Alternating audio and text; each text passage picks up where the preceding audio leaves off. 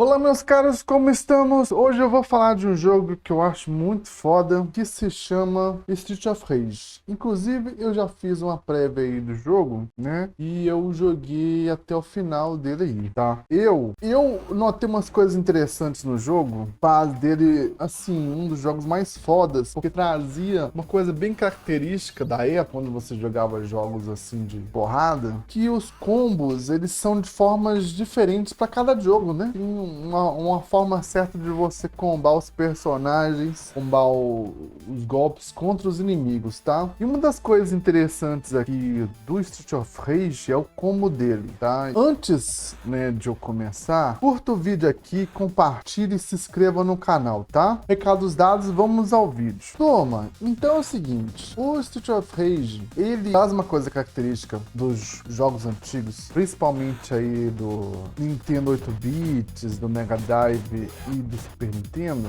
que os chefes, eles costumam ter um padrão de combate, né? Como geralmente eu falo aí nos vídeos, você vai percebendo o padrão do personagem através dos frames das animações, né? Das pixel arts aí do frames de pixel, né? Dos chefes, e ali você vai percebendo onde ele faz a finta para poder dar o golpe. Geralmente tem um momento onde ele afasta do personagem para depois preparar o golpe para poder acertar, né? Geralmente a gente vê isso em lutas assim de boxe, né? Quando a pessoa prepara, faz uma finta e faz todo o movimento, ó, para poder socar. Sacou? Geralmente aí você vê aí no golpe do Balrog, né? Que ele prepara o golpe, vem lá de trás e vem socando, e você vê todo o alinhamento do soco do personagem, entendeu? Você vê a linha, o corpo todo, do pé até a ponta da mão, toda a linha de movimento até golpear o inimigo, tá? Eu tô dizendo isso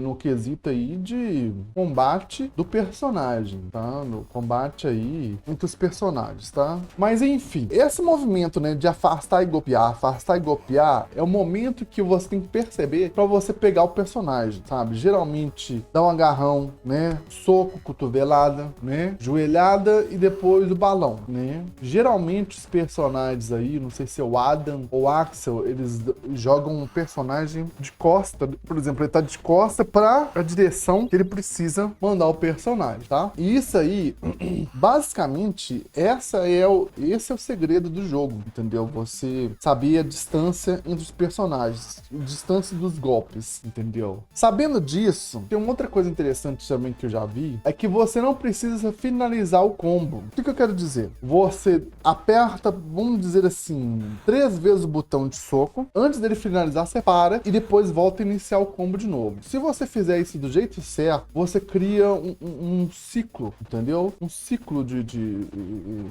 sem fim de golpes até você finalizar o personagem. Porque o combo normal, ele, digamos lá, ele dá 5 golpes, para e inicia de novo. Porque tem um golpe mais forte, sei lá, um gancho, enfim, um golpe mais forte. Ou um chute, ou um balão, né? Um golpe mais forte, tá? Geralmente você usa isso aí, beleza? Então, assim, vamos pensar aí nos personagens que a gente vai pegar, nos inimigos, os chefes, tá? Bom, o primeiro chefe é o cara do bumerangue, ele é o mais fácil de todos. Você precisa se locomover até ele para poder golpear, e isso aí parece conversa de doido. Mas você chega mais próximo dele, entendeu? Você chega mais próximo dele para você usar, para você socar ele, né? E dar uma finalização de um combo, digamos assim. Se você, por exemplo, finalizar 6 vezes um combo no personagem, tô só chutando, tá? Não quer dizer que seja assim, tá? Pega uma métrica, eu crio uma métrica, dali eu penso quantos golpes que você precisa pra você finalizar o personagem. Então,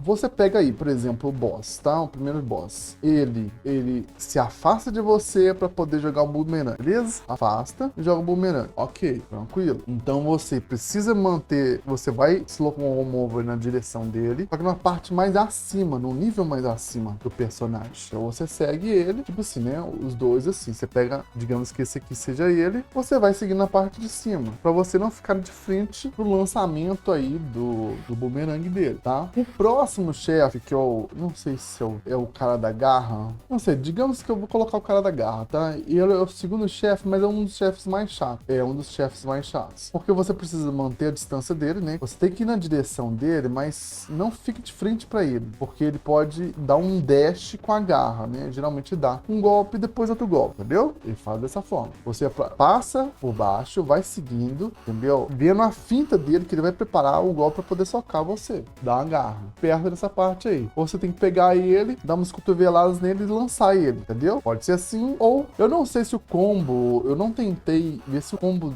normal, o combo normal não, a sequência de golpes sem fim, né? Por exemplo, você prepara o soco, antes de finalizar o combo, você termina. Eu não tentei isso contra esse chefe, tá? O chefe da praia, ele é o lutador, né? De wrestling. Você tem que ficar socando sem parar. Ou ele vem na sua direção, você dá uma voadora. É assim, tá? Funciona bem. Ou você pode pegar, dar um balão nele, esperar ele chegar, manter uma certa distância, pega ele e soca ele, tá? O cuspidor de fogo lá, o gordinho cuspidor de fogo, você tem que ir pra parte de cima e na direção contrária, só que onde ele não está, entendeu? Você vai pra você ter uma certa distância, saber onde que ele vai finalizar o golpe dele, e ali você espera que ele faça um movimento na diagonal, entendeu? Ele vai descer, vindo na sua direção, cuspindo fogo. E seja no ângulo onde ele não está, né? Pra você pegar e começar a bater nele, entendeu? Ele precisa um certo tempo pra começar a cuspir o fogo. Então você pega, você não espera. Ele vai ter um tempo de espera pra poder começar a cuspir o fogo. Nisso aí, meu irmão, vai batendo, e ele vai batendo, vai socando a cara dele, sacou? E ali você fica esperto na hora que ele for. Tipo assim, esse é o time que ele vai cuspir o fogo. Aí você mantém a distância, sacou? Mais ou menos assim. Aí depois dele tem as meninas. As duas lutadoras lá que são a cópia da Blaze. Elas são mais difíceis, entendeu? Você precisa saber o padrão de movimento delas, porque, por exemplo, tem uma que salta mais, a outra vai mais a pé. Ela vai caminhando na sua direção assim, ó, até chegando em você te dar um balão. Caminha na sua direção assim, ó, até chegando em você te dar um balão, entendeu? Vai na sua direção, enquanto a outra tá pulando, tá te distraindo pra poder te dar uma voadora, a outra tá indo discretamente na sua direção pra te pegar e pra te golpear. Elas são as mais cretinas. Elas são as mais, assim, mais abusadas que tem, tá? Elas são terríveis. Cara, o último boss, ele é muito fácil. Ele é mais fácil que o outro chefe, só que ele dá dano, né? Com a metralhadora, precisa estar a uma certa distância pra ele não te golpear, tá? Ele é mais tranquilo. Eu acho que tem gente que não gosta que o último chefe dele ser mais difícil. Eu não ligo não, cara. Da minha diversão, né? Se a pessoa tem necessidade de competição, eu acho meio imbecil. Mas é o que eu acho, né? Porque eu não vou falar que tem que ser assim, não. Tá doido. Se a pessoa tem uma ideia do que ela quer o jogo, quem sou eu pra poder falar? A pessoa deve escolher, entendeu? Não, acho errado. Entendeu? Toma, e cara, por que o Street of Rage é tão interessante? Cara, o Street of Rage é interessante por causa dessas coisas, assim. Ele te faz notar pela simplicidade dele. Simplicidade não quer dizer que é falta de qualidade. Não. Tem gente que acha que simplicidade é falta de qualidade. Não. Ele é direto, entendeu? Street of Rage, ele é direto naquilo que ele propõe a fazer. Por que eu digo pra vocês? Por que os jogos hoje, muitas pessoas não têm muito ânimo pra poder jogar? Porque eu acho que existe muita elaboração, entendeu? As pessoas ficam muito exuberantes com questão de gráficos, entendeu? Não, porque gráfico é incrível, gráfico é isso, gráfico é que faz o jogo, entendeu? E eu acho isso assim, não, porque tem que ter 4K, que não sei o que, precisa de gráfico, essa coisa toda. Eu acho que não, cara. Eu acho que você tem que pensar o que o jogo propõe a fazer, sacou? Isso faz parte da métrica do jogo, isso faz parte do objetivo do jogo, alguma cena específica, ou uma estética do jogo, entendeu? Tem jogos aí que são meio cartoonizados, você vê que a intenção dele é ser desse jeito. Por exemplo, assim, um Brawl Broforce, ele tem uma métrica de jogo meio cartoonizado, de pixel, assim, que lembra aqueles jogos antigos de ação de Contra, né? Metal Slug, né? O Broforce bebe muito aí dessa estética humorista, né? Humorística ou humorista. Estética de humor, né? Do Metal Slug. E ele não tem um gráfico parecido aí dos jogos da época que ele foi lançado, aqueles jogos 3D, essa coisa toda. Porque, por exemplo, na época do PlayStation 1, os jogos estavam com essa ideia de, nossa, temos que mostrar a evolução tecnológica, né? Vamos chegar ao último grau aí da tecnologia, sendo que os personagens eram blocos de papel, né? Bonecão no posto, a maluco tá doidão, tipo Minecraft, sacou? É tipo isso, só que isso lá atrás, tá? Eles pegavam lá os modelos de pré-render lá do 3D e passavam uma textura por cima e pronto, tava ali. Não é errado fazer isso, só que eu tô te mostrando que, tipo assim, a tecnologia da época, né? A tecnologia da época. Só que o que eles questionavam é por que vai usar jogos de pixel art aí, de pixel, né? Por animação assim, sendo que tem jogos de 3D, né? É uma das coisas que eles questionavam lá atrás. Mas assim, Castlevania Symphony of the Night foi lançado nessa época, sacou? Então, fazer o que, né? Fazer o que, sacou? E é isso, cara. Hoje, por exemplo, você vê os jogos, eles tentam mostrar o último grau aí de qualidade gráfica, sendo que os jogos não são otimizados, eles não são otimizados, entendeu? Muitos jogos que você vê, eles não são optimizados, eles pedem uma máquina com a memória mais larga escala, e muitas vezes esses jogos que não são optimizados, eles chegam aí dando erro, sacou? Dando erro, dando dor de cabeça para os jogadores, fazendo com que eles tenham que fazer modificações para poder fazer um serviço que deveria ser dos desenvolvedores, sacou? Um exemplo disso é o Baldur's Gate 3, cara. Eu joguei Baldur's Gate 3 e toda vez a gente tem que ficar vendo, mas por que meu save não tá funcionando? Ah, não, você tá usando modificação. Beleza, mas eu tô usando modificação porque o senhor desenvolvedor não finalizou o jogo direito, entendeu? E consome mais memória, entendeu? E não tá fechado o jogo. Eu tenho que arranjar um jeito de finalizar, fazer uma modificação para poder deixar ele rodando mais liso. Um exemplo disso também é aquele jogo lá, o Death Stranding, sabe? Minha placa consegue rodar o jogo, só que para poder rodar ele no computador, cara, é uma dor de cabeça. É uma dor de cabeça, vocês nem imaginam. Não consigo gravar o Death Stranding. Cai o FPS, tudo mais, essas coisas assim, entendeu? Eu preciso, enfim, arrumar uma máquina melhor, tá? E é isso, cara. É isso que eu chamo de simplicidade. Ser prático naquilo que você quer mostrar, o que você quer fazer, tá? Apesar de que, né, os jogos de Mega Drive, os gráficos deles mostravam muito a capacidade que os jogos tinham na época, tá? Então, assim, os gráficos é o top de linha daquela época lá, entendeu? Mas isso, eles tinham essa estética porque a máquina, dizer assim, os jogos Mega Drive, essas coisas assim, Mega Drive, Super Nintendo, o Nintendo 8 bits, né? Esses videogames, o Master System também, tá? Eles eram visados como computadores compactos. Você já viu um Small Form Factor? Você já ouviu falar sobre Small Form Factor? São computadores já compactados, entendeu? Esses videogames mesmo, os mais atuais, são computadores compactados. Por mais que eles tenham uma capacidade boa, assim, para poder rodar os jogos, vocês, vamos dizer assim, boa parte da mecânica deles são on-board, são encaixados assim na própria placa do jogo mesmo, entendeu? Outras peças você pode colocar, né, para você aumentar a capacidade, tipo HD, essas coisas assim. Mas boa parte delas está na placa do jogo. Então esses videogames que são computadores, né, eles rodavam esses jogos em memórias abaixo, assim, vamos dizer. Se a gente comparar com computadores atuais, são assim, capacidade bem limitada, porque hoje os computadores têm muito mais capacidade. Mas mesmo assim, se você pegar um computador aí, eu não sei, tá?